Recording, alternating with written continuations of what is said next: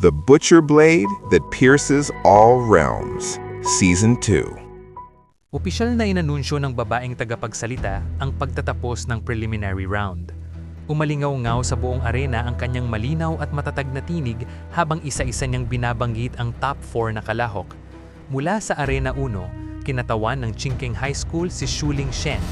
Mula sa Arena 2, kinatawan ng Qingyan High School si Nanan.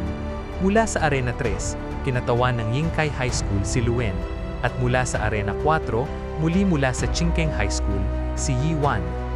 Sa gilid ng entablado, hindi maitago ni Principal Joe ang labis na kasiyahan.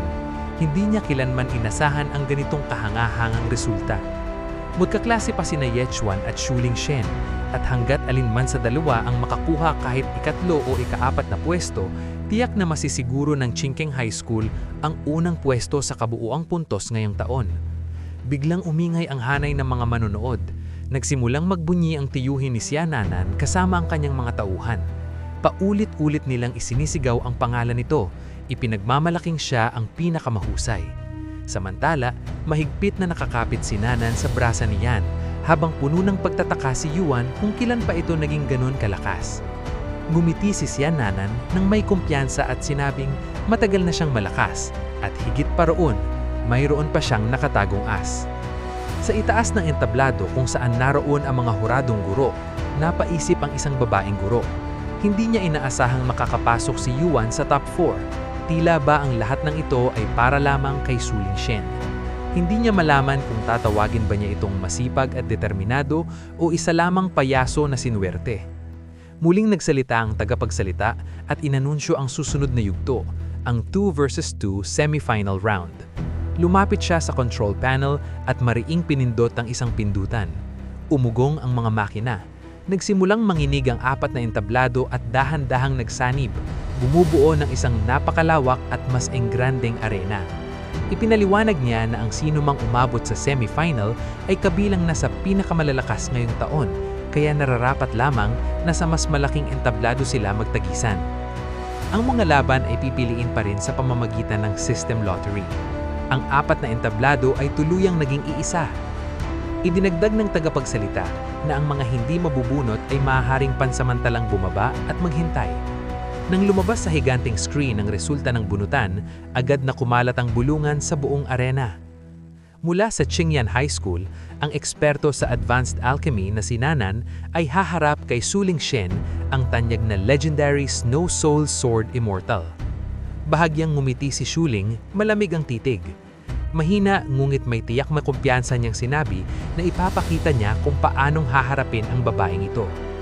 Sa ibaba ng entablado, habang magkatabing nakaupo, tinawag ni Liu Chen si Yuan at sinabing isang karangalan ang makalaban nito. Sagot ni Yuan, kahanga-hanga ang espada ni Liu Chen. Mayabang namang ipinagmamalaki ni Liu Chen na isa itong mid-tier spirit weapon. Pinanday ni Din, disipulo ni Yi Xin, ang pinakamahusay na weapon refiner ng Qingcheng. Habang nag-uusap sila, umakyat na sa entablado si Nanan. Nakatayo siyang nakapamewang, may kumpiyansang ngiti sa labi. Hinarap niya si Shuling at sinabing malinaw pa rin sa kanyang alaala ang nakaraan. Malamig niyang binalaan si Shuling Shen na tigilan na ang panggugulo kay Yechuan, kung hindi, muli niya itong sasampalin. Nagninit sa galit si Shuling. Tinanong niya kung anong panggugulo ang tinutukoy nito at sinabing baligtad ang iniisip ni Nanan. Bago pa tuluyang sumabog ang tensyon, inanunsyo ng referee ang pagsisimula ng laban. Malamig na tumitig si Shuling kay Xiananan. Sa kanyang isipan, suportado siya ng Skywall Academy. Kahit turuan niyang leksyon ang babaeng ito, hindi mangangahas ang pamilyang Xian na maganti, lalo pat isa itong high-profile college entrance tournament. Dahan-dahan niyang binunot ang kanyang malamig at makinang na espada.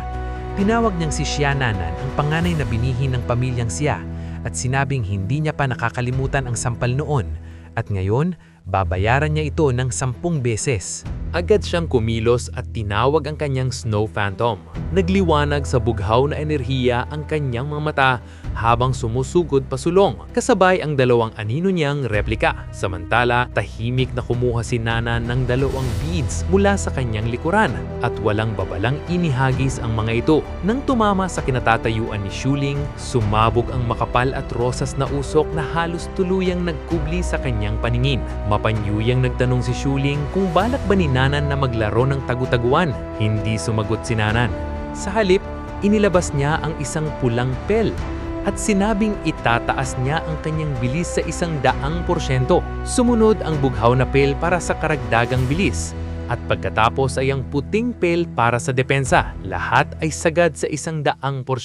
Napamura si Yechuan sa nakita. Doon niya napagtanto, si Nanan ay isang enhanced fighter. Nagulat din si Luen at napatanong kung malinaw pa bang nakikita ni Yuan ang nangyayari sa loob ng makapal na usok. Biglang lumitaw si Nanan sa itaas ni Shuling at naghanda ng isang mabigat na atake. Nguit agad itong sinalаг ni Shuling Shen gamit ang kanyang espada. Mayabang niyang sinabi na pagdating sa bilis, wala ito sa kalingkingan ni Luaner. Naghiwalay sila ng distansya. Nguhit nanlaki ang mga mata ni Shuling nang makitang may 2 pang pel si Nanan. At sabay niya itong nilunok. Agad na sumabog ang madilim at mapulang enerhiya sa buong katawan niya. Nagningas sa pula ang kanyang mga mata habang pansamantala niyang itinaas ang kanyang realm sa second rank climbing pond realm. Napasinghalang kanyang tiyuhin mula sa ibaba at binalaan siyang huwag nang uminom pa. Masyadong mabigat sa katawan ang enhancement pills. Kapag may nangyari, pagsisisihan niya iyon habang buhay. Ngunit hindi rin nagpahuli si Shuling. Nagpalabas siya ng napakalakas na enerhiya at isinigaw na kahit gaano pa kayaman ang pamilyang siya, hindi nila kayang magsayang ng yaman sa ganitong paraan. Muli siyang sumugod.